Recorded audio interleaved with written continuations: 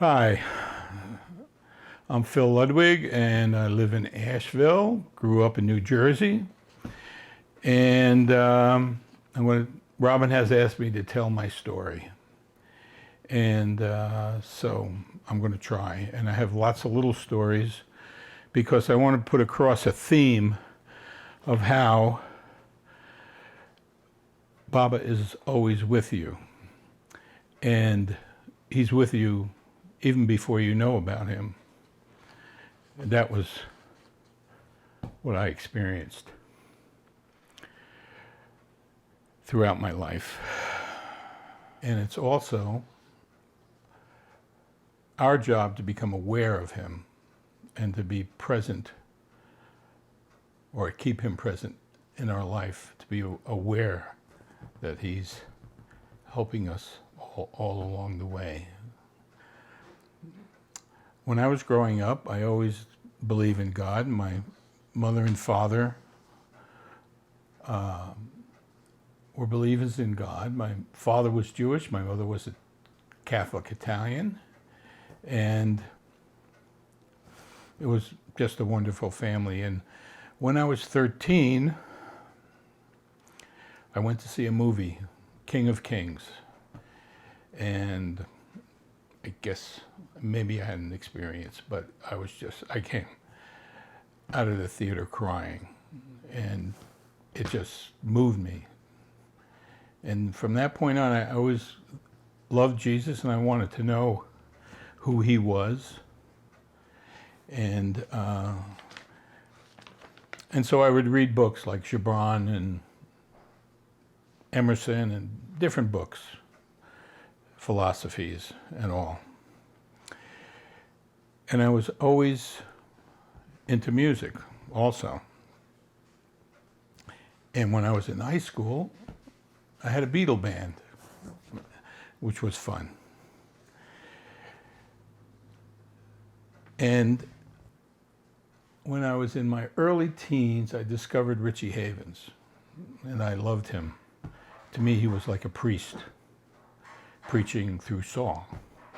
So he was my idol, and I started playing guitar like him and doing his songs, writing songs, and that's part of the story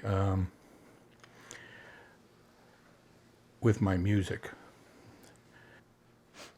During high school, I was in a couple of bands, and then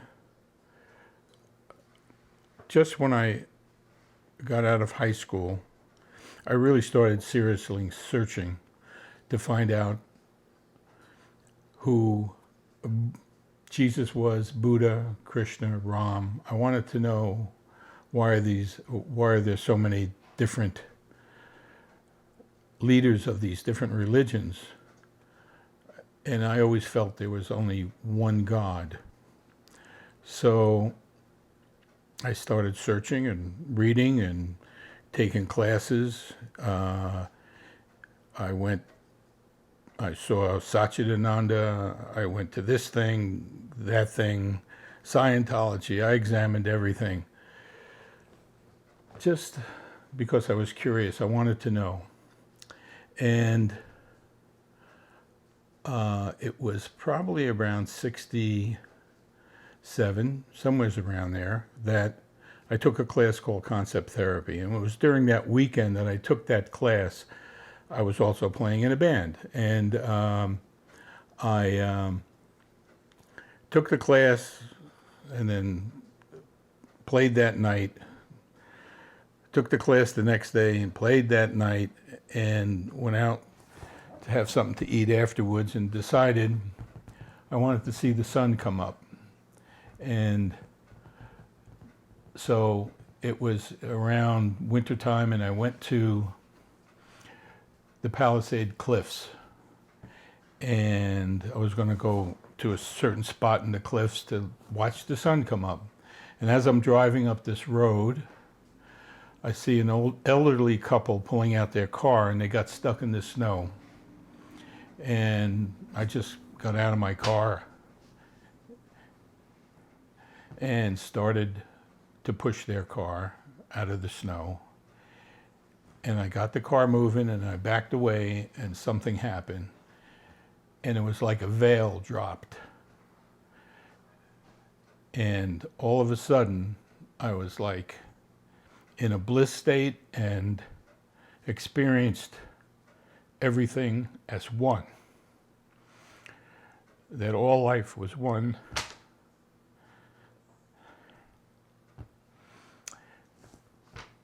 And everything was God. And I was in that state for about a week.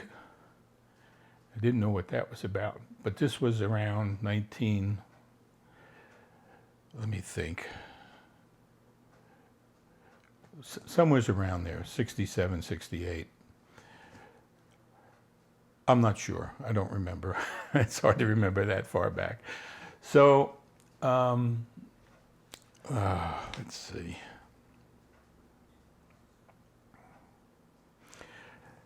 And that was before I knew about Meher Baba.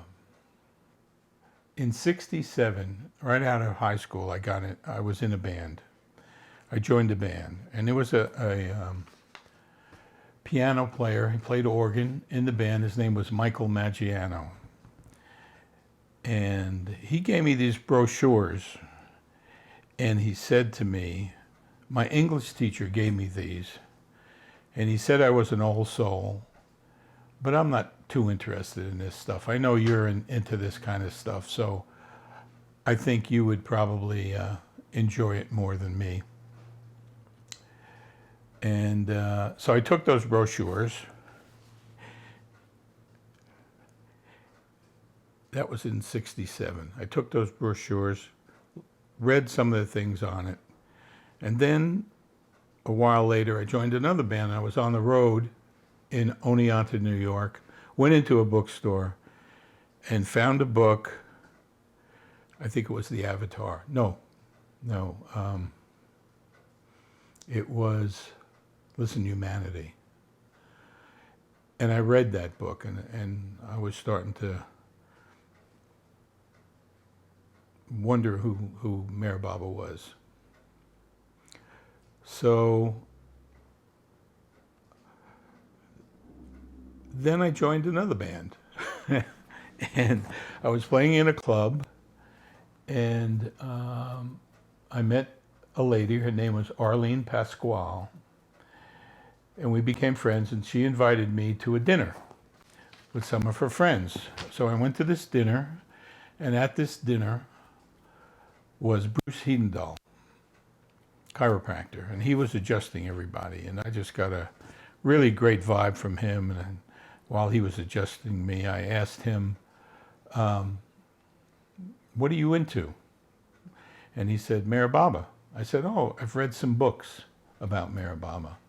He says, oh, great. You want to come to a Meher Baba meeting? And I said, yeah, I'd love to. So he picked me up one night, and we went up to Dave and Joe Ikowitz's house. And this was in 1969. All righty. And I think, well, the speaker was Bruce Hoffman. And I think he just came back, maybe it was 69, whenever it was the Great Darshan. So he just came back. So it was a big meeting with a lot of people. It was a great talk. I loved it. And I went over to talk to him. And he asked me, how'd you find out about Meher Baba? I said, well, I was in a band, and my friend gave me these brochures. He said his English teacher gave him these brochures, and but he wasn't interested, and I became interested. And so Bruce asked me what was his name, and I said, Michael Maggiano. And he said, well, I was the English teacher who gave him those brochures. So that's an interesting thing, how Baba brings you in.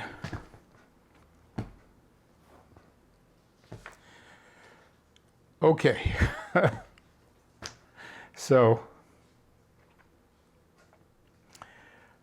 I'm now going to Baba meetings. I'm going to Barrow Street in New York, and really enjoying those meetings, and it was really great. And so I decided that it was time for me to go to the center. But I was kind of reluctant.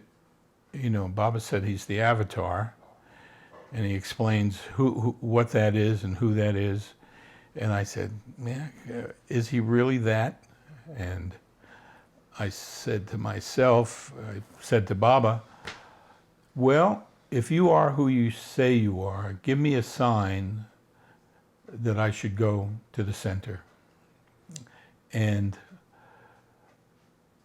okay, that was that. And I kind of forgot about it.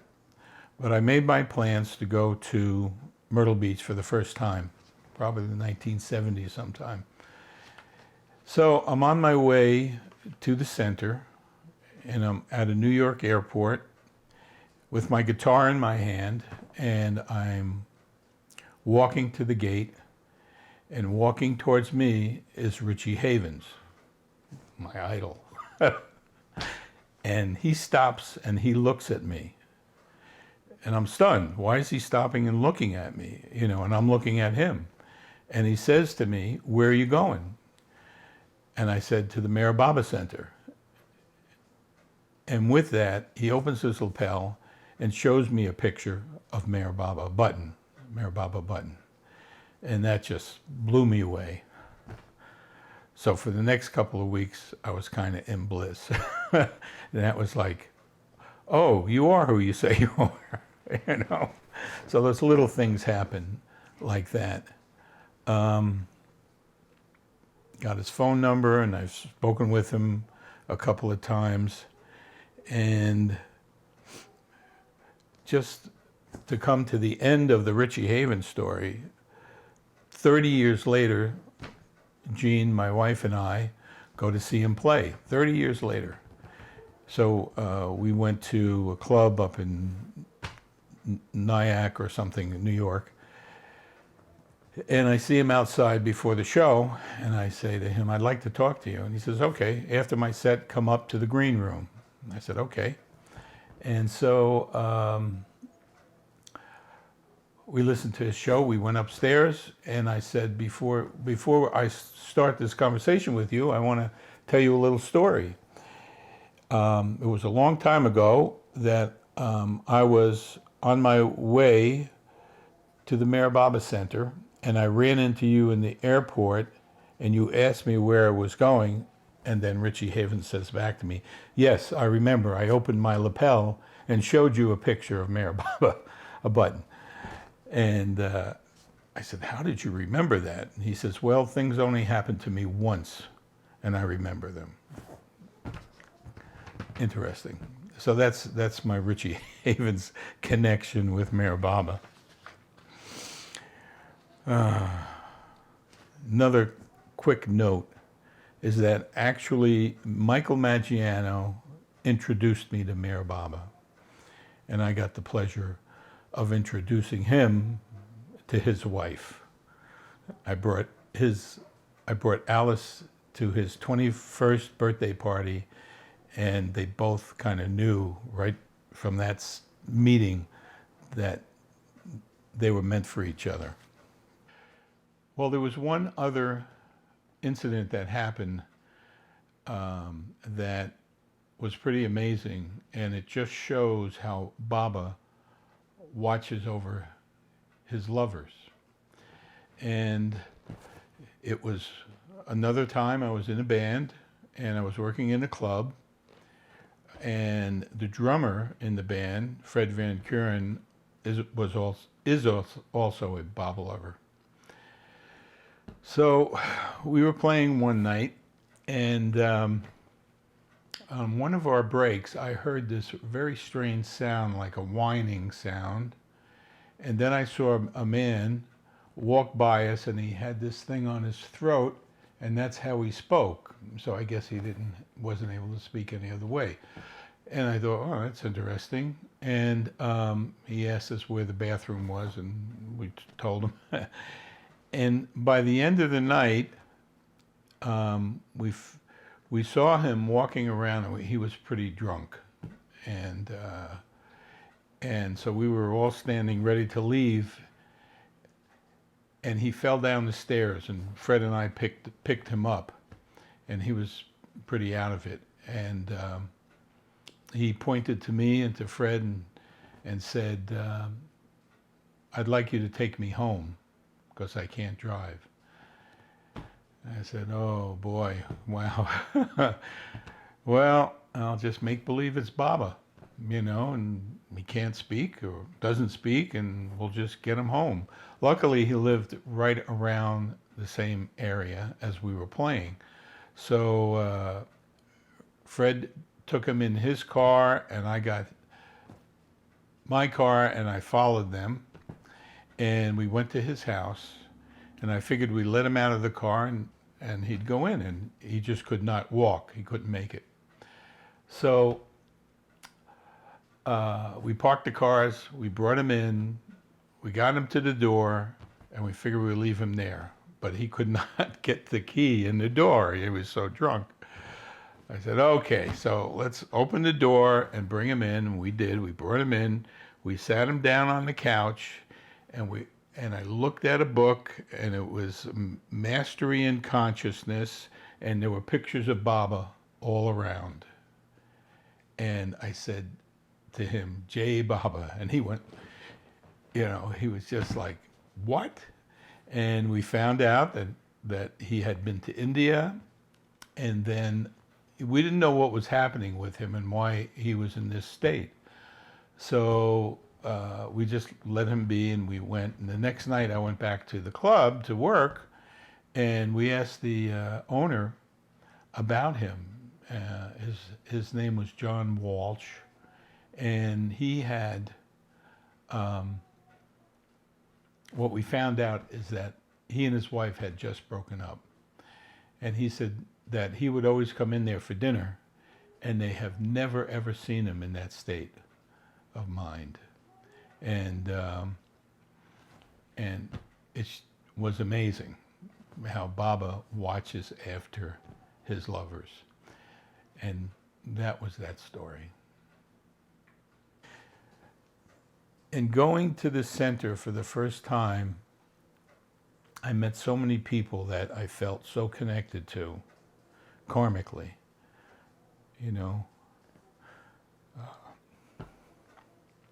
my dear brother Nick Principe, Paula, Wainwright, and so many others, Jane, Bob Brown. I mean, it was just amazing how you feel those connections with those people. Amazing. So after my trip to the center, I went back to life, and we're in a lot of other bands. I feel we're probably part of my spiritual journey to play music and all. And during that time, I was in a band called Reunion for 5 years, which was a great experience. And then we broke up, and we started another band called Prime Time. And it was while I was in Prime Time that something really wonderful happened. And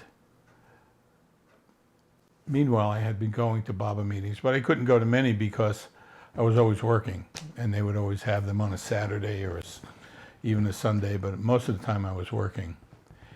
And another great thing happened, and that was in 1976, I went to the center with my parents.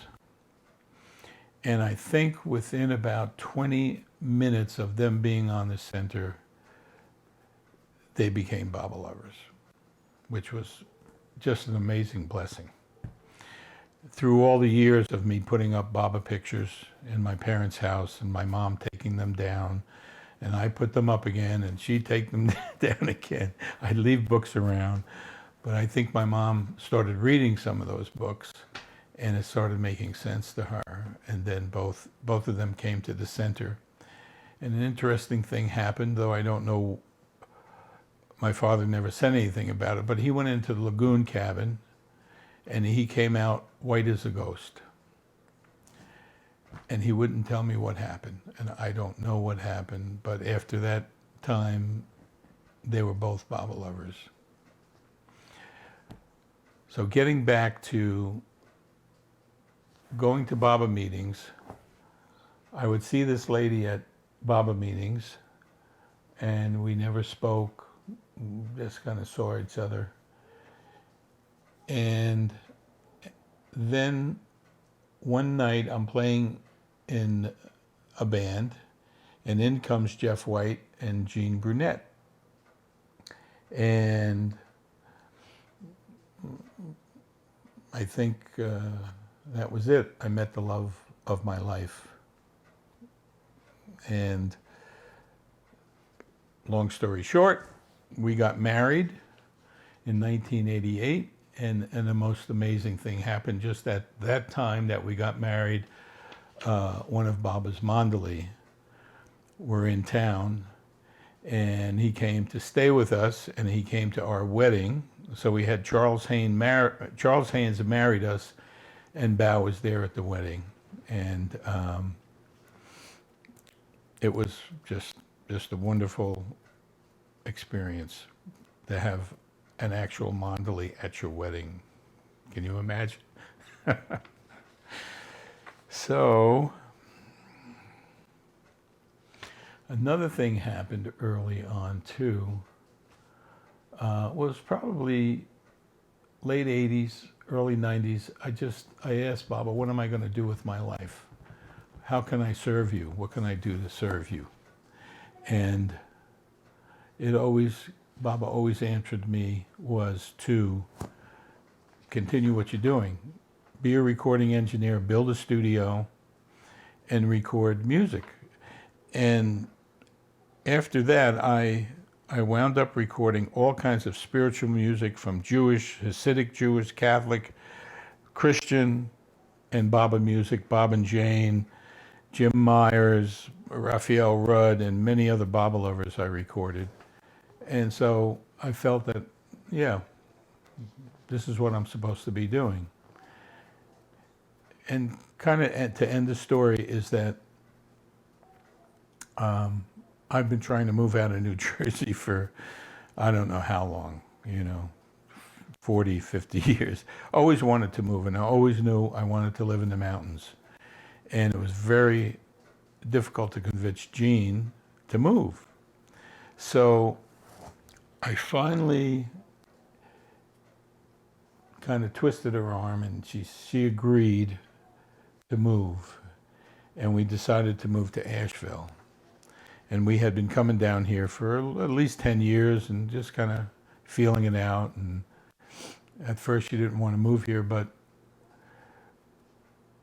probably the last, from 2010 to 15, we'd come down and kind of check out the place and look around.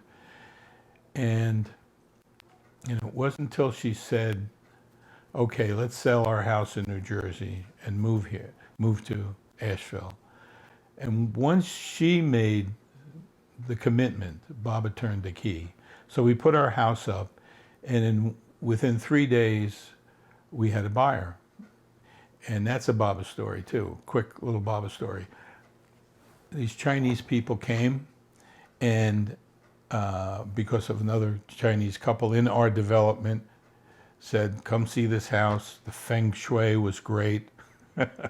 So they came in, and they didn't express any interest. It was like they just kind of walked around. They left, and we turned all the lights off. We went out to the patio in our pajamas, and relaxed. And all of a sudden, at about 7 o'clock at night, they called and said, we want to come over and make an offer. We said, great. So we got the house all ready, and they came over, and we did our back and forth. And it was very interesting because they didn't want to give us what we were asking for the house. And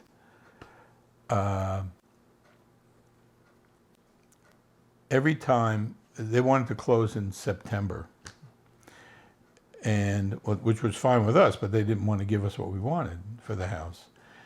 So they went into the kitchen, they had their powwow, came back out. Well, what if we close in November and we'll give you this much? And they just still didn't meet what we wanted. And that went back and forth for a couple of times. Then finally, they came out and they said, okay, if you can close on January 31st, we will give you what you want.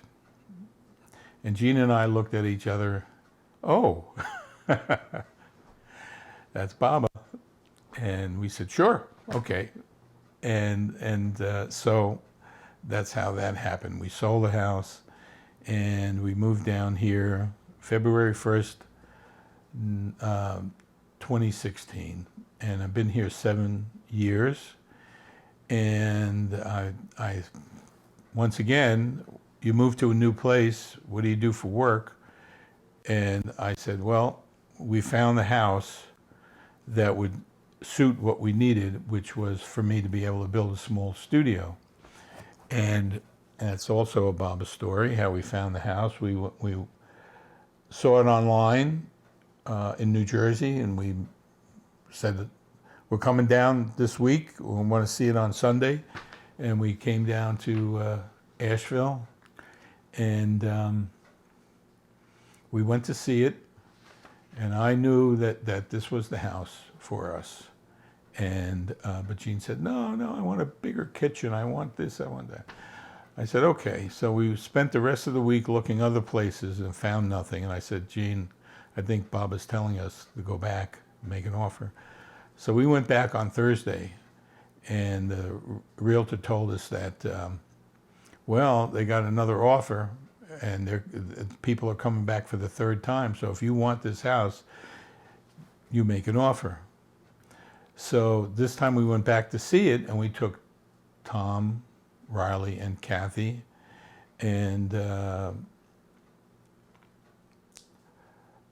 when we got here, Tom came into the house and then disappeared. He must have went up into the attic to inspect and went through everything. And then when he came down about 10 minutes later, he grabbed Gene's hand in my hand and said, you must buy this house.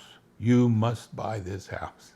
So we made an offer, and I couldn't sleep that night because I think, what if these people make another offer and they take that offer? But through Baba's grace, the next morning we got a call and they told us that we got the house. Now I've gone back and asked Tom about what he said that day, and he doesn't remember saying it. He says, I don't remember ever saying that.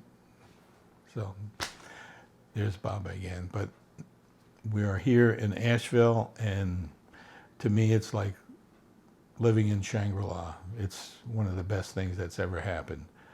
I built a studio, and as soon as it was done, I recorded my first project, which was a Meher Baba project, and just been working ever since. So we've been here 7 years. And one other quick little thing that happened. We went to India with our son and Allah Sherman. And when we get to Frankfurt, we find out that they didn't book us on the rest of the flight to India. We weren't on there. What do you do then? You know? So all these Indians and people are all like freaking out, and kids are crying and what have you. And we're just sitting there for hours, and all of a sudden he calls us up. Well, there's one flight going to Bombay, and we don't know if the seats are together or whatever, but if you want those seats, you can have them. And we said, of course. And when we walk in to the plane to get our seats, there's 4 seats together, and playing music over the speakers is Begin the Beguine. And there you are. Baba's always with you. Just got to pay attention. Jai Baba.